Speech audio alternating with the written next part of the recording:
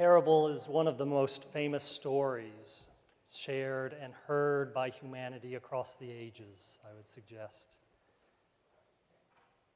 Many Christians understand it as a narrative expression of the heart of the gospel and the Christian faith. There's so many angles and layers of interpretation of it, so much to glean from it that you just can't read and consider it too many times. Our Sunday evening men's group, which meets the first Sunday of each month, is talking about parenting in their next session, April 3rd, and are being invited to read the parable again, expecting that they'll hear something new in the story regardless of how well they think they know it. I wonder if you heard anything new as Liz read it to you this morning. Jesus doesn't have a title for the story, you know. Translators and interpreters have labeled it the Prodigal Son, that the story is about the wasteful, reckless, sinful younger son who's eventually forgiven. But they've also called it the lost son, emphasizing that it's about the younger son being not so much sinful, but about him being lost and eventually found. Others have called it the lost son, referring to the older brother who shows up creepily and resentfully at the very end, making many of us squirm. It's also been called the parable of the two sons or the parable of the forgiving father for obvious reasons. Jesus doesn't name the story, though, himself. In good old Jesus fashion, he lets the chips fall where they may, and for 2,000 years they have fallen. The title I'm choosing for today is the parable, is to call it the parable of the estranged brothers. Thanks to the theologian and pastor Reverend Paul Nuchterlein. Because as I read the parable again this week for the umpteenth time, that's what stood out. That it's a story about estrangement and what a painful reality estrangement is in our lives. Could it be what all our pain revolves around? Which, of course, is setting me up to sing, "People are strange when you're a stranger, faces look ugly when you're alone." You know that song, The Doors? Yeah. Women seem wicked when you're unwanted, streets are uneven when you are down. When you're strange, people come out in the rain. Right? Okay, I'll stop that. So I'm sure the song came to your mind too, but estrangement, that's the source of my title, is The Doors. One of the many things that make it so painful to witness what's going on in Ukraine, I think, is that they are family in many ways, right?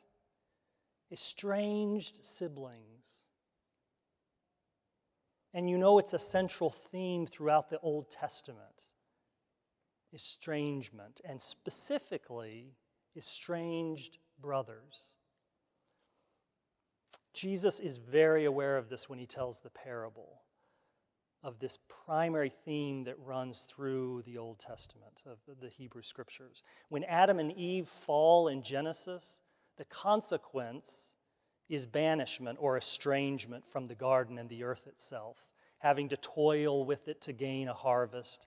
And then not only does Eve suffer at childbirth, but her sons, the brothers Cain and Abel, become so estranged that one kills the other. And we are barely out of the first few pages of Genesis. Soon thereafter, there's the story of Abraham who has Isaac and Ishmael, right? Brothers who become estranged, and many see the division between Jews, Christians, and Muslims traced back to this sibling estrangement. There's Jacob and Esau, when Jacob steals Esau's birthright from their father Isaac. There's Joseph, the youngest of all the brothers, the 12 brothers, And Joseph is the most loved by the father, the father, and he receives his Technicolor dream coat, and the whole story of estrangement, rivalry, and violence that unfolds from there. There's Moses and his brother Aaron, right? Again, Moses the younger, Aaron the older. Moses is chosen to lead the people, and they have their tensions and issues over that. There's David and his brothers. When he is the youngest, he becomes king to the chagrin of his brothers. So there's something, notice that in all of these tensions and estrangement, that it is the younger brother getting what the older brother typically gets and typically deserves. And the older brother's resenting that. The first shall be last, and the last shall be first, and the least will be greatest. Jesus' words resonate all through. And when Jesus tells this story, all these other stories would be buzzing in the ears of his first century Jewish listeners. The estrangement of brothers at the heart of human suffering, and how God works through those tensions to advance God's purposes. So where is the motif of estrangement touching your life right now? I dare say there are none sitting here among us that are not touched, if not racked, by the experience of estrangement at some level or another. Jesus' parable is rife with it. The younger son becomes estranged from his family in pursuit of filling, you might guess, the empty void within him, took his inheritance and squandered it on dissolute living. What are we running off to or neglecting or rejecting as a result? What are the addictions that create estrangement in our lives? There's drug, drink, pornography, of course, are prevalent addictions in our society that devastate relationships, but all of us have addictions at some level or another, if not those. Addiction to work and busyness, addiction to food or even exercise, addiction to esteem and affirmation of others, addiction to worry or stress.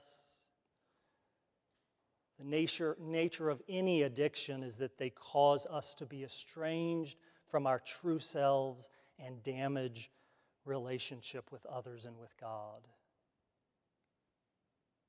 The older brother's estrangement is more subtle, and as a result, in a certain way, more insidious in his resentful fulfilling of his duty. We can become estranged from ourselves and others and our God in the very effort to do everything right and follow all the rules and be good people, when that becomes a feeding of our own egos that get all caught up in the efforts, and we're shocked suddenly by the enemies we've made of those not appreciating or deferring to us or trying as hard as we are. I don't know if you can find your sore, tender spot of estrangement in any of that. If you can't, and if you dare, ask a loved one how you tend to separate yourself from others. And I bet you they'll illuminate you, if they dare. But there's another sore spot of estrangement that many of you are suffering with. And that is in a certain ways the underlying threat that feeds all of our fear of estrangement. And that's the final human estrangement of death. As much as we talk about a person's spirit still being with us and their memories alive and assurance of peace in the afterlife, those of us who have had a dear one close to us die know the pain and reality of what estrangement feels like. It feels so final and so complete, this last estrangement. It's maybe why the father came running so eagerly to receive the younger son, because though his leaving had been so harsh and disrespectful, all of that is nothing when he sees his son coming home, walking down the road to him when he thought that the estrangement had been final. And when he's trying to speak to the heart of the older brother, the father says just this: your brother was dead, and now he's alive. He was lost, and now he's found. We had to celebrate and rejoice.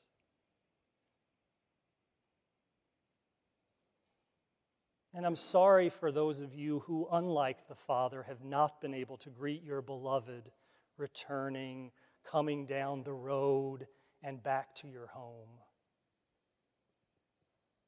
What you would give to forgive everything and throw a party for them.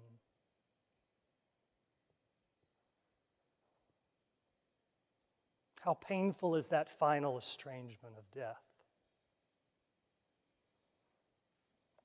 It's what our Lenten season quite intentionally leads us towards, leads us to face squarely death.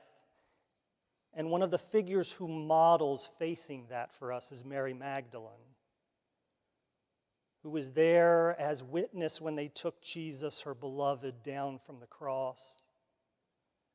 And she faced the pain of that estrangement when they laid his lifeless body in the tomb, and she felt that as she walked through the garden on that early morning a few days later. She felt the immense pain of that estrangement from the one who had done so much to welcome her back, to draw her from a terrible place of estrangement back into the family of God.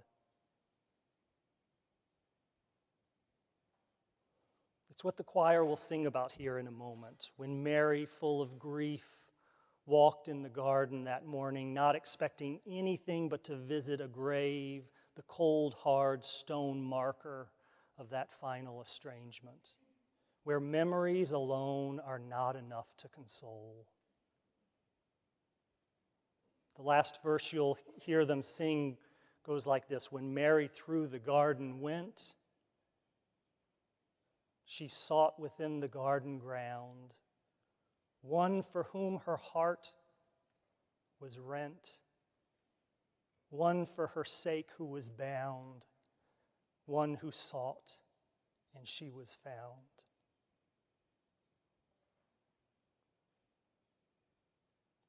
And it's the promise of the Christian faith.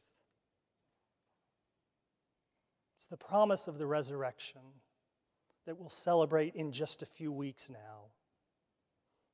The promise that despite all of our estrangements, despite the threat of that final estrangement of death, Jesus, in all his love, has gone ahead and stepped into that chasm and filled it up for us, filled it up with amazing grace. And he is always welcoming us back to ourselves, welcoming us back into relationship with our brothers and sisters and siblings. And finally and ultimately welcoming us back to himself, back to God. That estrangement is the name of life. That such estrangement is the name of life's game can hardly be in doubt. But it doesn't win the game. Grace does. Love does. Life does. And we will be strangers no more.